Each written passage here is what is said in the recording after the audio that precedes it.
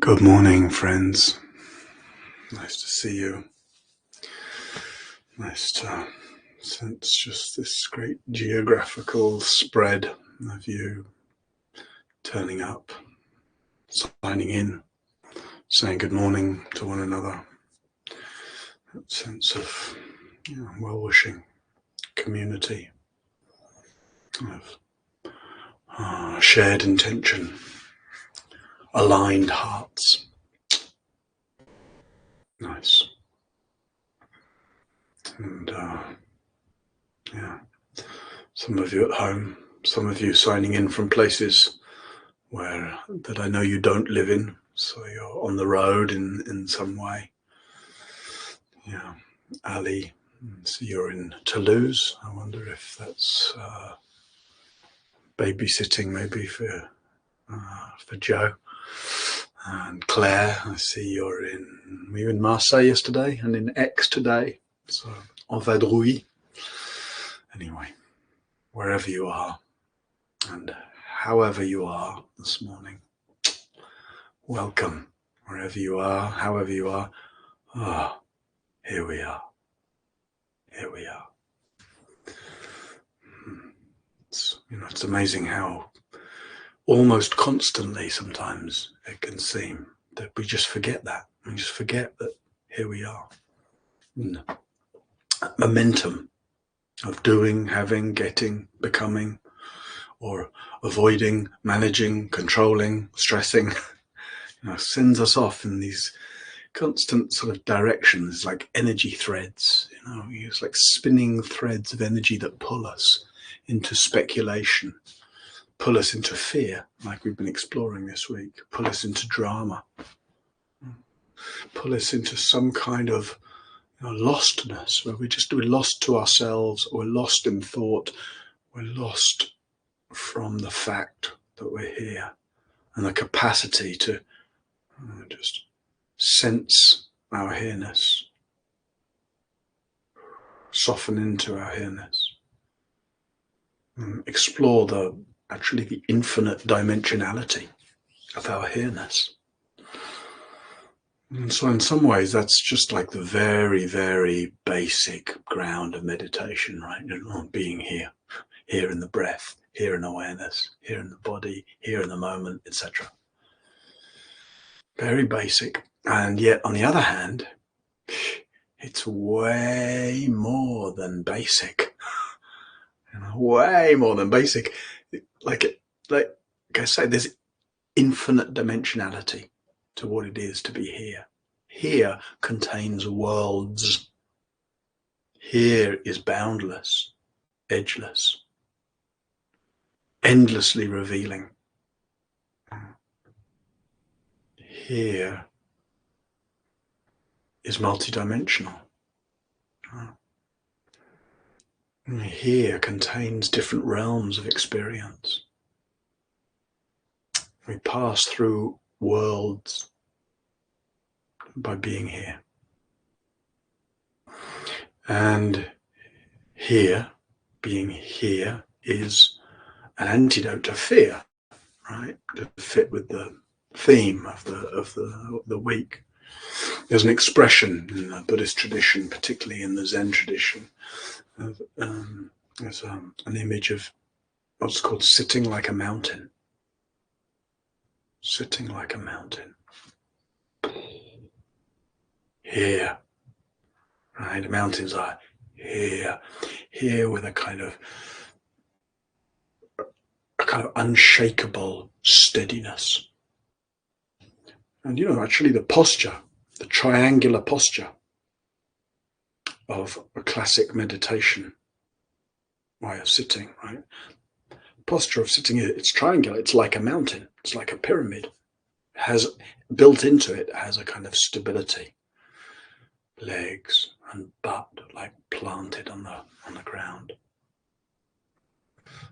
A while ago now, in 2011, I think it was, I was at a sort of conference or gathering of Dharma teachers across different traditions, and basically the sort of about 50 of the most senior Western Buddhist teachers from different lineages were at that meeting. And then there was another 50 people, teachers who were invited, who were considered to be kind of next generation of younger teachers. So I don't know, this was 13, 14 years ago. So I got in as a younger teacher then. And so the idea was to have these sort of very senior pioneering teachers, like mostly people who traveled and practiced in the East and come back to the West and were the very first generation of Western teachers, and to have this kind of meeting, exploration, transmission to the younger teachers. And I remember coming in the Dharma hall. All that last bit is mostly irrelevant to the short anecdote I wanted to say, but I remember coming in the Dharma hall once and seeing this large Zen teacher with their back to me, sitting alone in the Dharma hall. So I just came in. So I just saw the teacher from the back, big, kind of tall, wide. And as I just saw him sitting from the back, and it was quite impressive. There was something impressive about it. And I saw him, I thought, oh, that's what it means. The phrase, sitting like a mountain. There was something just very profoundly kind of heavy and weighty, like gravitas. Just not really in the look, more in the feel. The feeling in the room was of a kind of a weighty presence. Here.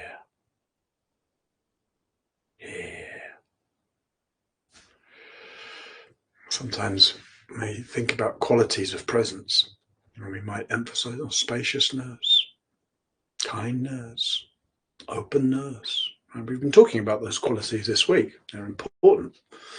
But in a way, we don't want spaciousness to become spacing out. And the counterpoint, right, the counterpoint to spaciousness and openness is that it's grounded by this sort of weighty quality of presence. And there's a way in which we find, oh yeah, that's an inherent quality of awareness, actually. Awareness is here and has a kind of quality of a sort of profound steadiness, a profound stillness. So it's a dynamic stillness, which sounds like a paradox, but hey, nevertheless. So hard to describe, but just that phrase, sitting like a mountain, that's a good way to describe it. One of my teachers talks about it as calls that quality molybdenum. Molybdenum is a very, very heavy metal, a little bit like hematite. I don't know if you've ever seen hematite. It's kind of dark grey, shiny, and it's surprisingly heavy. And for what it looks like, it's like that, sitting like a mountain, letting yourself become surprisingly heavy. So I thought we'd just emphasize that quality in meditation a little bit today. Just actually letting ourselves become surprisingly heavy. And that's mostly accessed through sensing down into the lower part of the body, or belly, butt, legs, where there's just the sensation. I mean, feel your legs right now. There's natural density there because of the pressure, just body sitting on the ground or on the chair, say. But just feeling the way your body is heavy. It expresses its heaviness. So allowing that and sort of letting yourself just relax a little more into resting on the ground, resting into the ground, becoming a mountain. Timeless, steady, ancient. Seasons come and go. Grass grows and dries and withers and grows again. All kinds of beings come to the mountain, live and die on the mountain. The mountain's constantly changing and remains unchanged.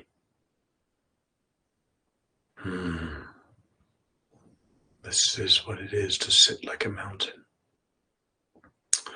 So, well, and a good way into sitting like a mountain is a little chanting, because chanting opens the central channel, and if we let the chant sort of go down into our belly, let the sound come from as low down as possible, like just now. Relax your throat, take a breath, and let the out sound be very relaxed, and see how low can you go. How low can you go? How low can you go? All right. So we'll just chant the seed mantra, Om Mani Padme Hum, Om Mani Padme Hum, like I was doing before we opened before the top of the hour. Those of you who were here then. So I'll just chant for a few minutes. Join in with me and see if you can just emphasize relaxation, low voice. Doesn't matter what it sounds like. Who cares? Just what does it feel like? And does it feel like it can go down, down, so you can sense into your belly? And you might put your hand there if that feels helpful. Okay.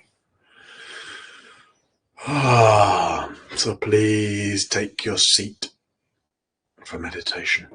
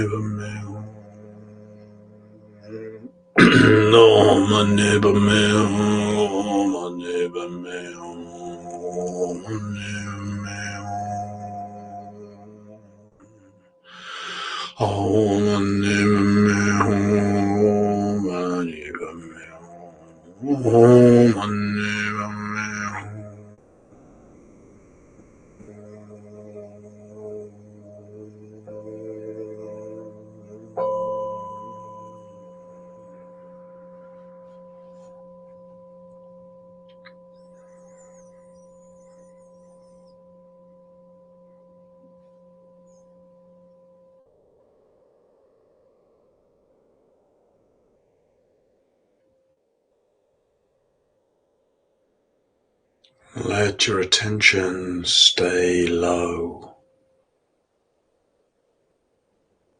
down, down in your legs, in your butt, and your groin, and your belly.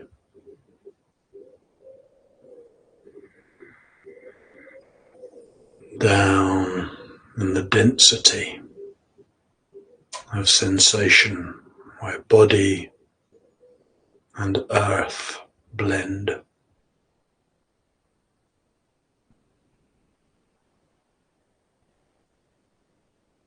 Down in the base,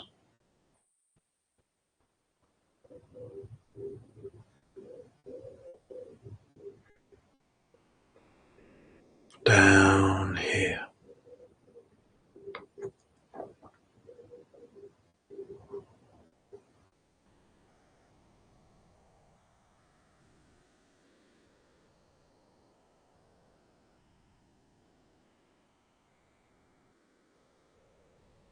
Down where the first muscular contraction of each in-breath begins.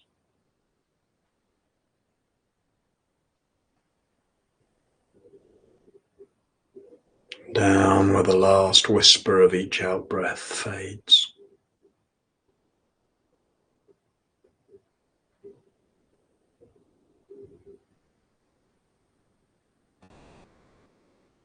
Down deep.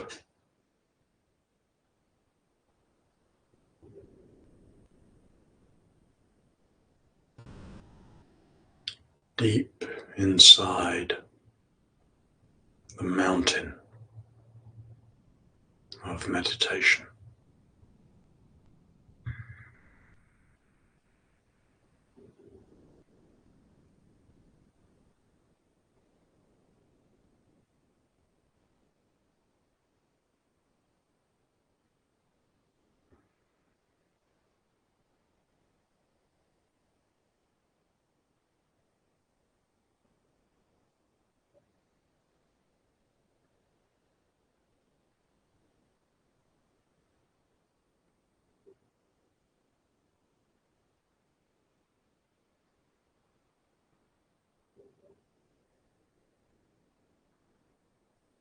Let your attention soak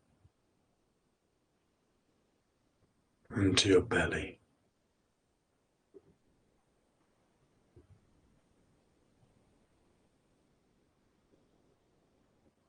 Relax.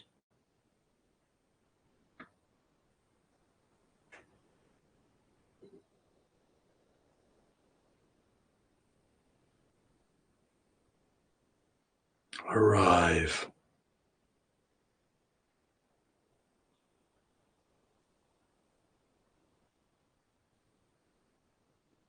Rest.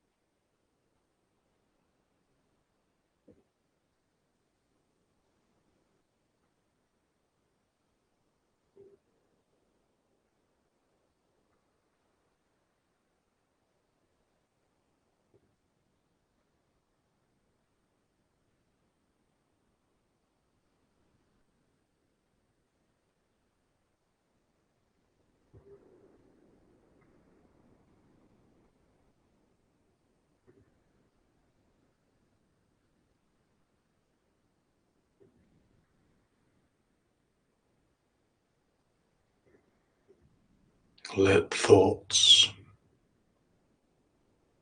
when they come, as they pass, let them just echo briefly in the vast, empty heart of the mountain,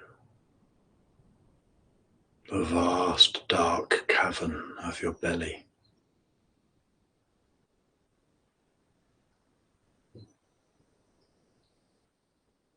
Infinitely deep, infinitely vast.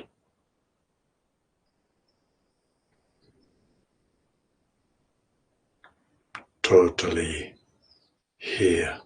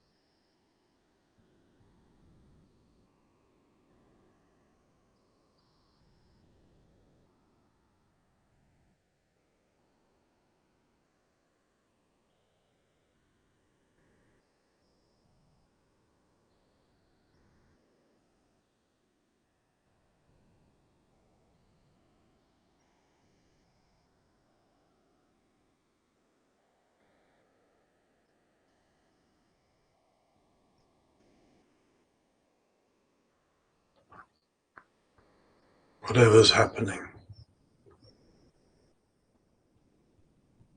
let it be, let it be secondary to the weightiness of being here,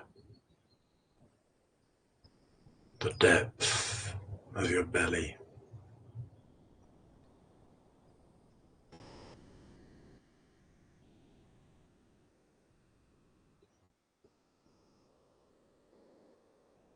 the power of the mountain.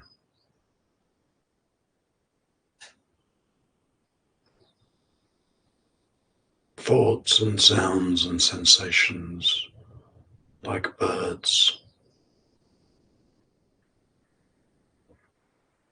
flying past the mountain, like plants growing and wilting and dying on the mountain,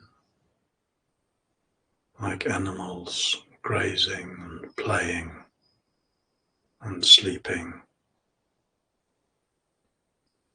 like the sun rising and setting, moon waxing and waning, everything expressing its changing nature.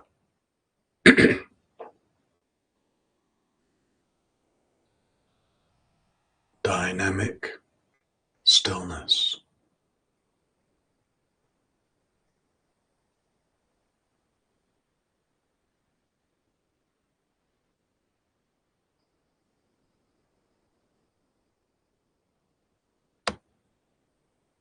To sit like a mountain is to embrace this constant changing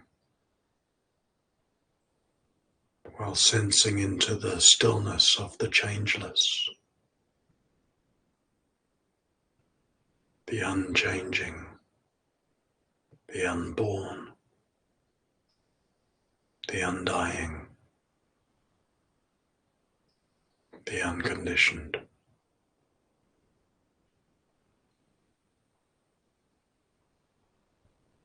The inconceivable.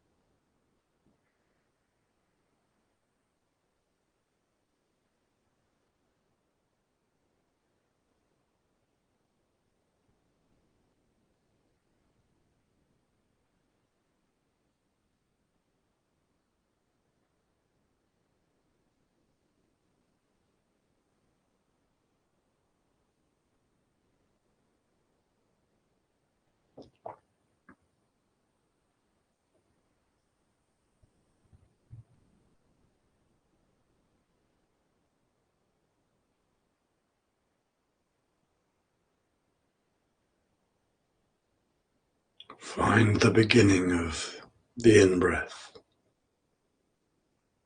down in your belly.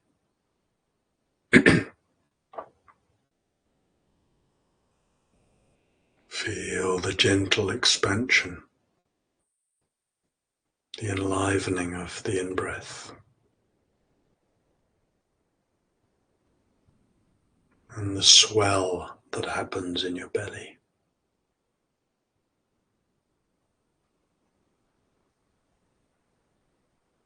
Let your belly, as much as possible, be soft and round and undefended.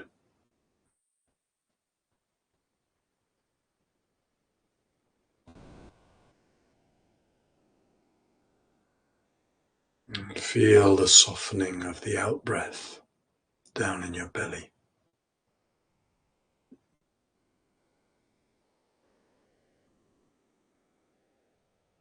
The quietening and relaxing of this effortless out-breath.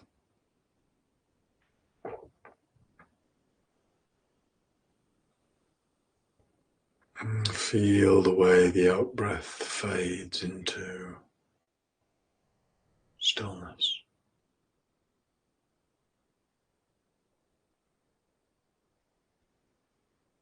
emptiness, vastness.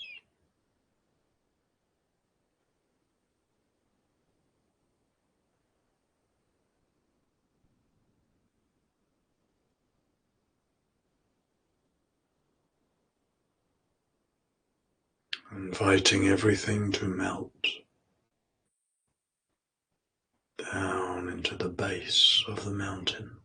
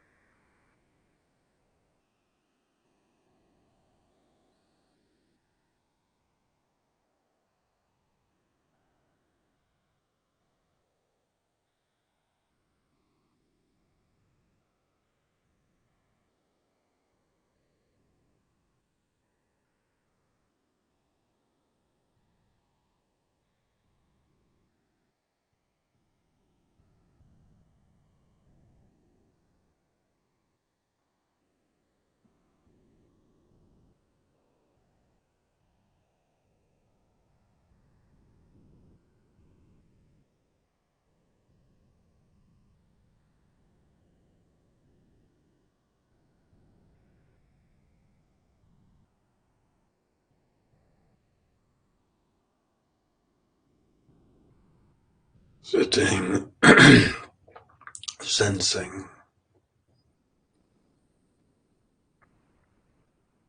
softening,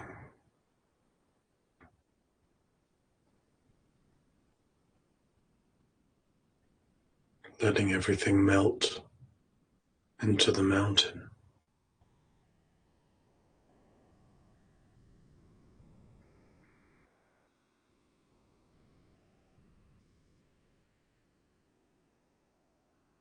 Sitting, becoming the mountain.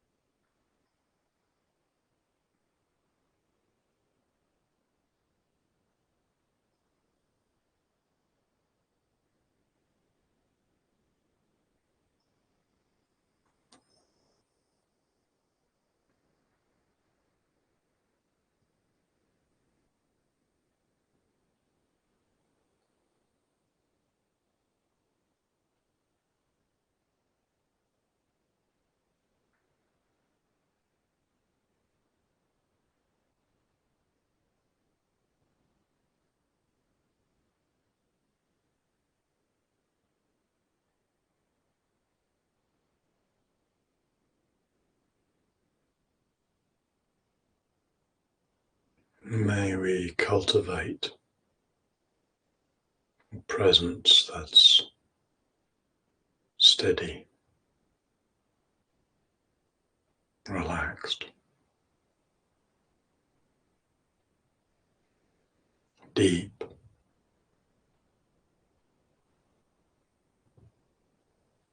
unshakable,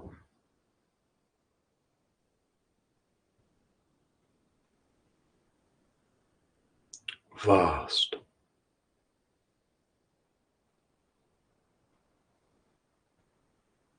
fearless,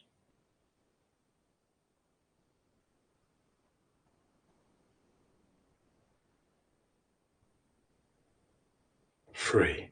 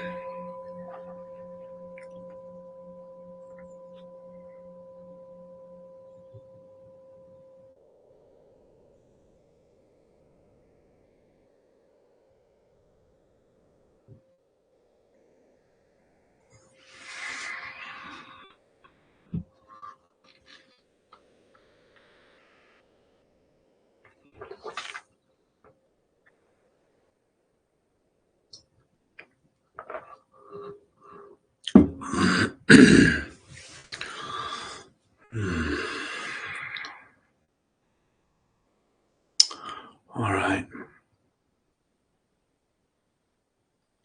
That was meditation.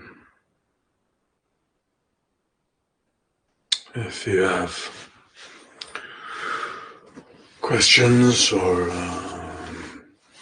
explorations that arise out of the meditation this morning, or the imagery I was using, or the theme of the week, or anything between heaven and earth, including both, then feel free. And before I get into the questions, just like I often say on Friday, I bang the Dana drum a little louder. So, all this is freely available to you. And the only way that's possible, the only way Sangha Life has of meeting all its costs and paying its bills and all, is through dana. That means many small danas. We don't have a kind of large benefactor. There's nobody sort of propping up Sangha Life. Or we could say there's many, many people. It's all of you, all of us, right? We're collectively, through this process of mutuality, which is dana, through this process of supporting one another, giving to one another, sharing with one another. That's how this happens. And so it's that sense of mutual participation, right? Everybody's participation. And when I say everybody, that's true. Everybody's participation. You're part of this field of everybody. That doesn't mean that everybody needs to offer dana, right? Financial dana, I mean, because it may be that your circumstances really don't allow that at the moment, really don't allow that this week, maybe. And if that's the case, hey, please, none of this is about some kind of pressure to offer dana. My hope is to reassure you that if it's difficult for you financially and you don't have that opportunity, it's fine. You don't need, please be reassured. You can go away with a light heart, and a heavy presence, not weighty presence. It's not necessary. And, at the same time, if it is possible, whether that's a very modest offering or it seems like a modest offering to you, or whether you're able to offer more and you feel moved to offer more and you want to support Sangha Life and not just surviving but thriving and growing and increasing what we offer, etc. Then whatever's possible for you, then thank you. And just the request would be, if it is possible, don't let it get lost. We get funny around money, So they might feel like, I really appreciate this and it's so great, it's so helpful, but the dana, some other time or something. I'm sure there's plenty of other people offering. And then you lose out on the follow through of that appreciation. So you actually get to demonstrate that sense of mutuality. Committing to one another, supporting one another, sharing with one another. And don't worry about the dana link, Lisa. Here it comes. There we go. How about that? Good timing. Thank you, George. So, and thank you, George, for managing the chat and the tech all this week. All right. There's a couple of questions about the mantra, so I'll just answer those. Dazya asks what it was, Om Mani Padme Hum. I referred to it as a seed mantra when somebody else asked higher up, why did I call it that, or why is it called seed mantra? Actually, I'm not sure if it is really called a seed or the seed mantra. I was translating from Hindi, where some mantras are known as Bij mantra. Bij you can translate as seed, but there's some extra connotations. Bij is a seed. A seed is a very small thing, but which contains great potential. Right? A seed turns into a whole tree. And so that's the sense. Bij has the sense of being something very small but containing great potency. Right? So electricity, for example, in Hindi is bijli. Bijli. So it has that same thing. Electricity is sort of invisible. It's sort of like nothing. And yet, there's a lot of energy in electricity. Seed, it's a tiny thing, and yet a lot of energy, a lot of potential. So Bij mantra is that sense of a seed mantra, meanings, and Om Mani Padme Hum is very, very simple mantra. It's only really 2 words. Om isn't a word, although it sort of means everything, is totality, like the entire universe. Om.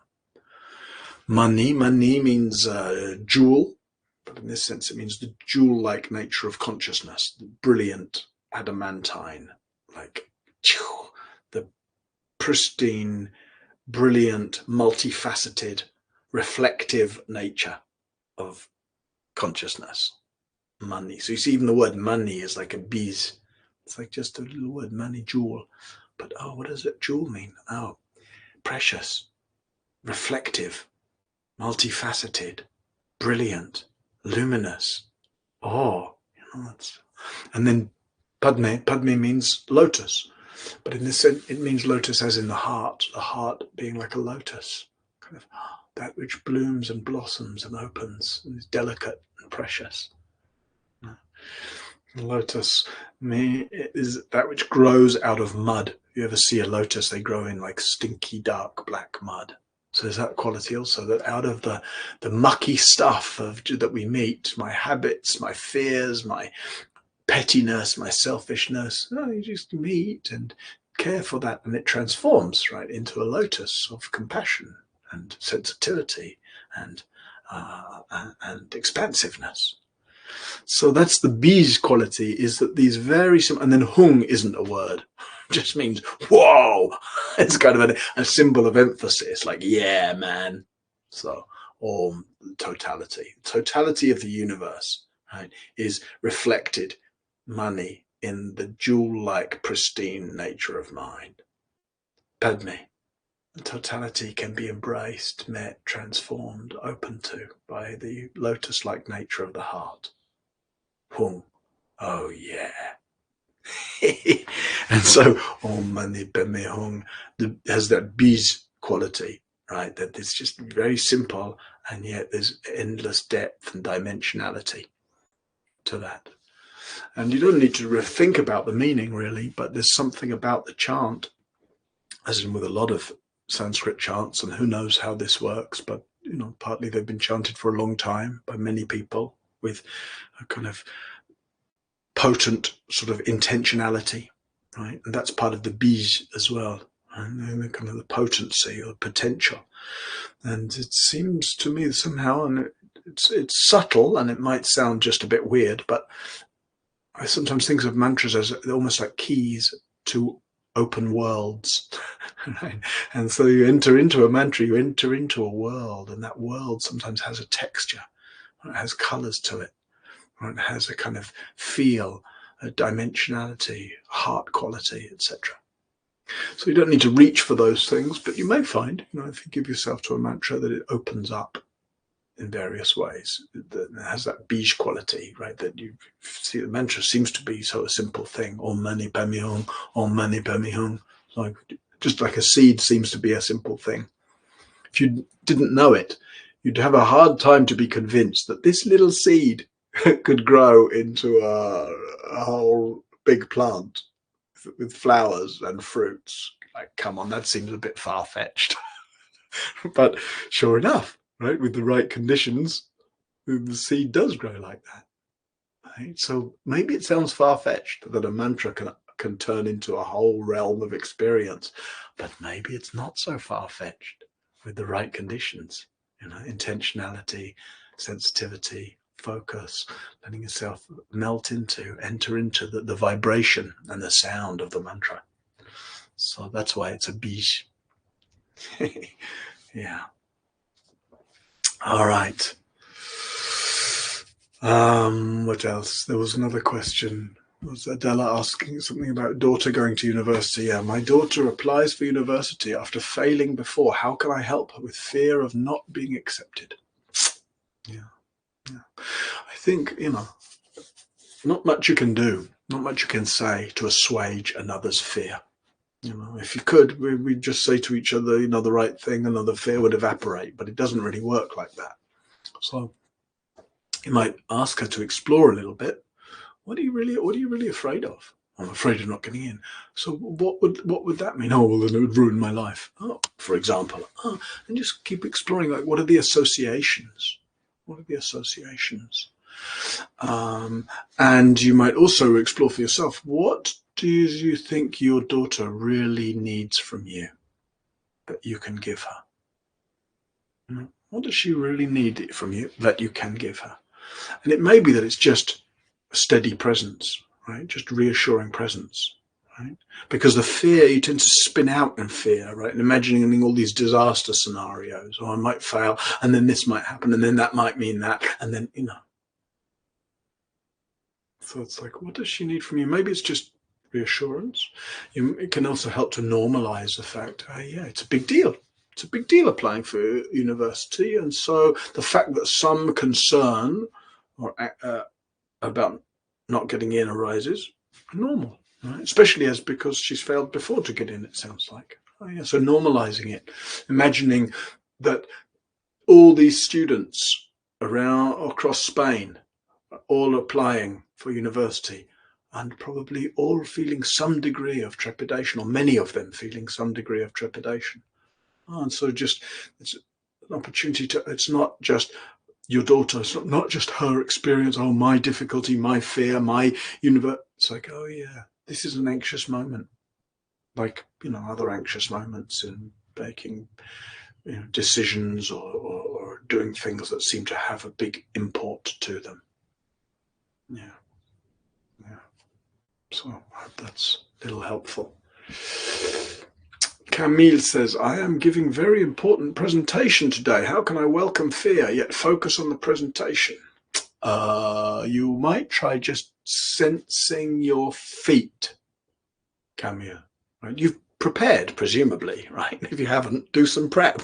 But presumably you have prepared. So in the moment just before you go on to give you, that's not the moment to be kind of trying to remember and you just stir up anxiety. That's the moment to stand. You stand for 30 seconds before you go on stage or whatever, like a mountain, and nervous energy comes up, right? So you gently just relaxing, softening, descending. Confident energy is down. We think of confidence as being in the chest. That's worldly confidence, puffed up confidence, arrogant confidence, false confidence. True confidence is relaxed. It's lower down. It's quiet. So sense your belly, sense your feet. And as you walk onto the stage, let your attention be in your feet. Let your representation come from your feet, up through your belly, and out through your mouth. Because you know it, right? You know the stuff. And then if you can sense there, you might find it's possible to enjoy it. Enjoy. Wow. Here's this moment with a lot of focused attention. Yeah. All right. Evelyne says, ma fille de 26 ans a violemment coupé les ponts relationnels. My 26-year-old daughter has cut relations with me. Meditation helps a lot. Like this morning, but I feel the fear that she's not going to be back in touch with me. That fear is very present. Yeah. And linked to all the internal movies and dramas that I make up about that. Yeah. So, Evelyn, make room for the emotion more than the story.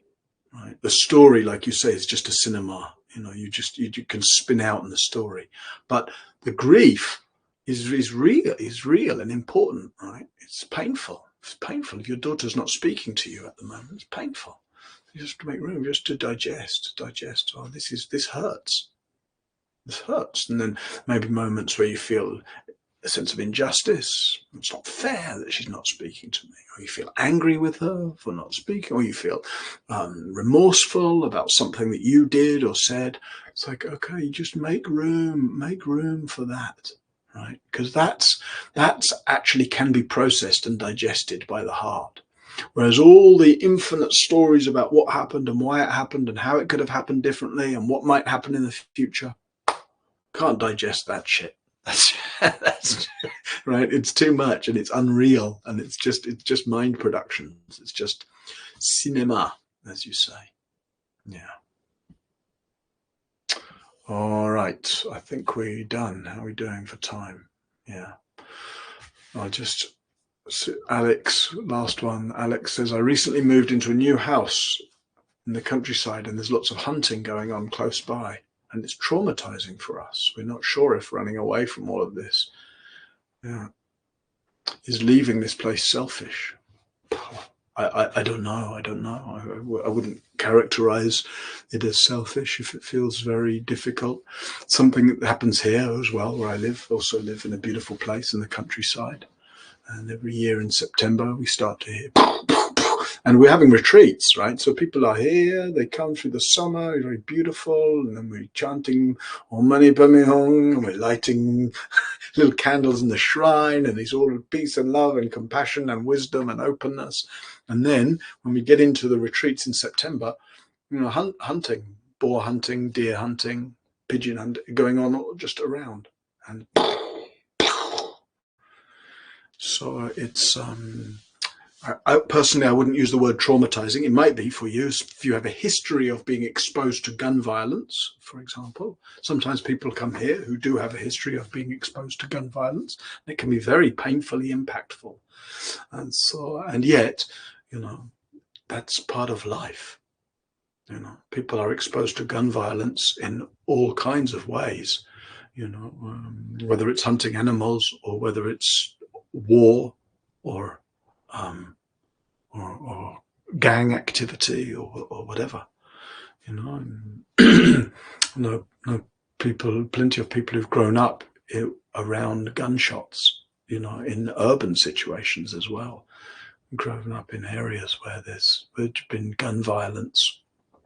So in some ways, you know, you might feel like, oh, that's not an environment you want to live in, and maybe you have the opportunity to move away from that. But maybe there's a way to use each gunshot as a reminder, oh yeah, the world's like this. It's painful. It's painful that there is violence in the world, and yet it's part of what we have to acknowledge and metabolize, because the world is like that, you know.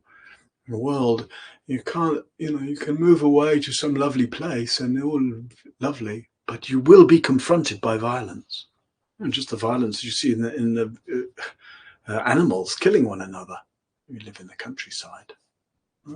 Just, you know, that's like, and so that I think the opportunity to, how can I bring a peaceful presence, a wise presence, a compassionate presence, right, that is able to meet the heart pain that we feel when we recognize that violence is being done. It's also an opportunity to reflect, in what ways am I violent, right? Maybe in very different ways or very more minor ways, but there's maybe ways that I feel angry or resentful or blaming, and I can feel the urge to lash out or to punish in some way. So given that that's what your environment is, and as long as you don't feel like you're in any actual danger, you know, then you might use some of those reflections as ways to practice with that. Yeah, to reflect on that.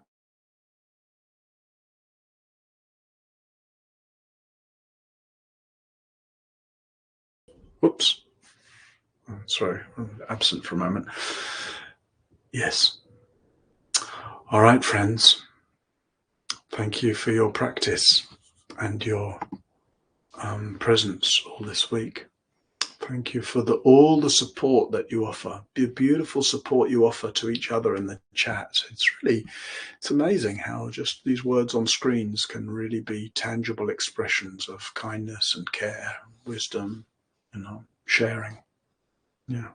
Thank you for the dana that you offer and the very vital support that gives to Sangha Live to continue offering these things, and the support it offers me as well, for which I'm very grateful. Yeah.